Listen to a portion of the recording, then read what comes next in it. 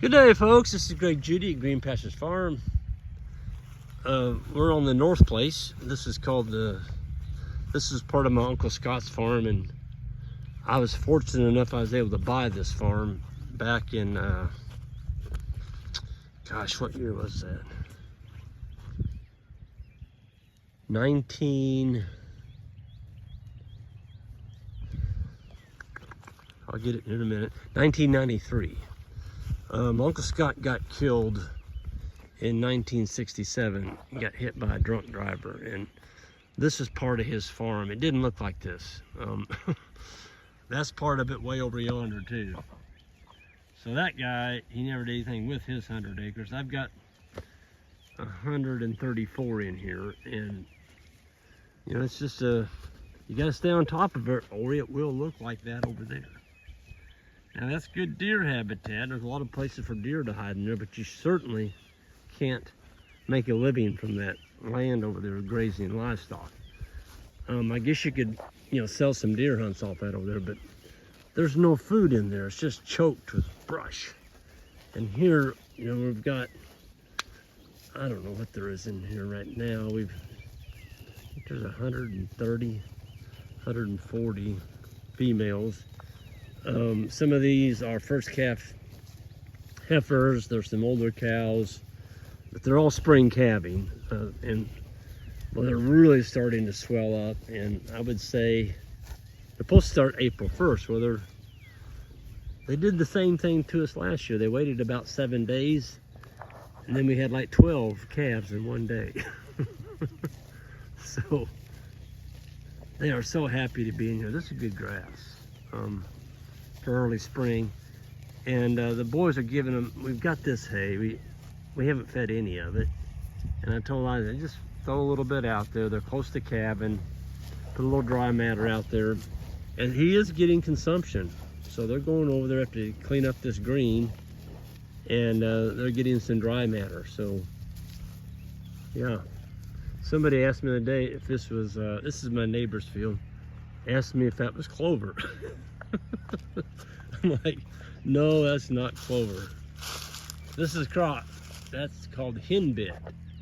And henbit is a sign of anaerobic soil. It's dead. Dead soil. It's been nuked and nuked and nuked. So they till it, they spray it. It's anhydrous ammonia. I mean, that poor soil just absolutely gets hammered. And ours on this side, we love our soil, and we take care of our soil. We feed our soil by unrolling bales on it, by trampling litter on the ground. We grow earthworms over here. That's because we give them a place to eat and live, and we feed them. Here's an old manure pad. I don't know if it's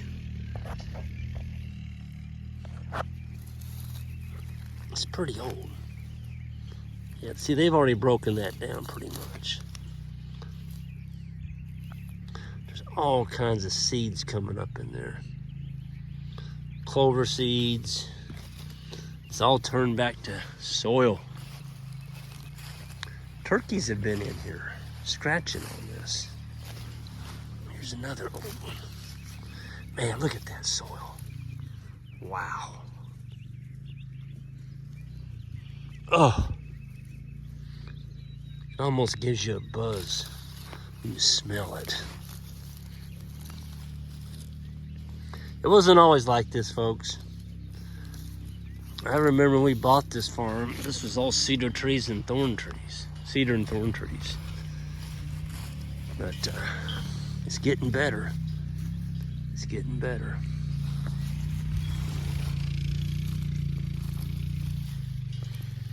Yep.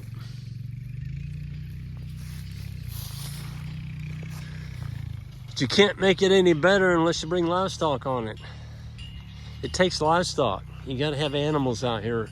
And if you don't, it will turn to that over there. It'll turn to brush.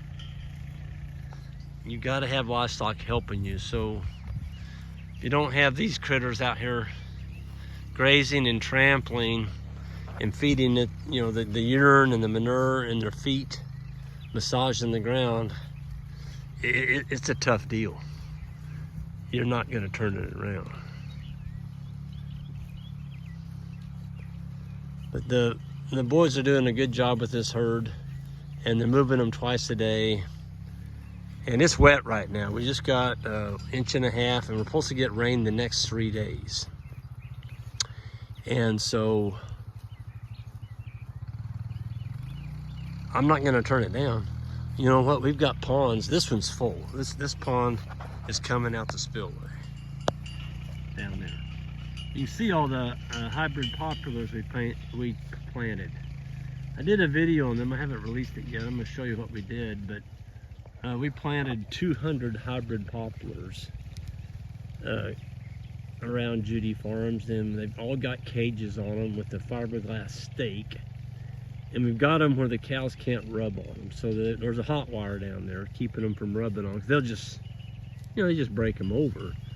But I'm real anxious to see how they do, the hybrid poplars. Cows are going to town. That's a nice little cow right there. Good size, about 1,000 pounds. Her udder's really starting to fill out. She's not too far away from calving. Let's look at her rear end when she walks past. They're all swelling up. You can tell when they walk, it jiggles behind the calf comes out. You still see a few spots back there. Somebody asked me the other day, what do you do about lice? And I said, we don't do anything about lice.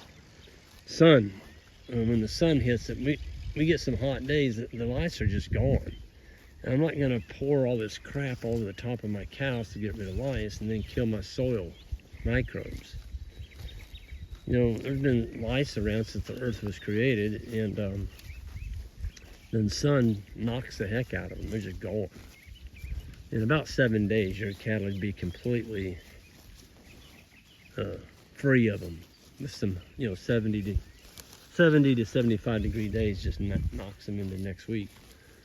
So they're starting to shed. You can see the hair coming off the necks of these cattle. And in the next 4 weeks, you're not going to recognize them. They are absolutely going to pack on weight. Of course, they're calving. They're going to be starting to calve. And you want your cows to be gaining weight when they calve. You don't want them to be losing weight. If they're losing weight, they're not going to breed back on time. They're going to be late breeding back. You don't want that. Like to have a nice tight calving window if you can.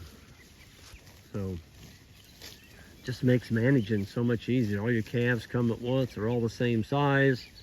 When you go to move your cow herd, all the calves can keep up because they're all the same size.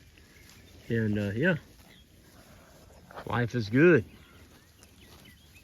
So I'll be seeing some of y'all here pretty soon. The grazing school's coming up with Ian and Abram. We got 2 of them coming up. That's in first week of May. And we still got a few spots available.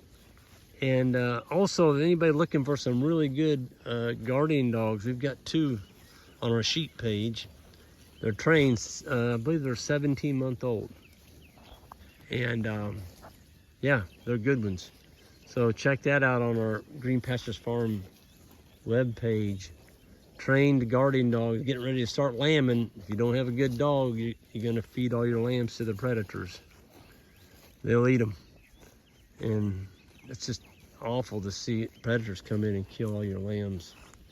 But these dogs are being sold as a pair. They work together, they're bonded together, and we're not selling them separate. And just a really nice set of dogs. And they're actually really kid-friendly. Yeah, the guy is got another pair of them. That's why he's selling this pair. Otherwise, he told me last night there's no way he'd part with these dogs. But he's got another pair. So, folks, y'all have a good one, and stay safe out there, and we'll be seeing some of y'all at the grazing school here in May. Go to greenpasturesfarm.net. Check it out. That's where you can sign up.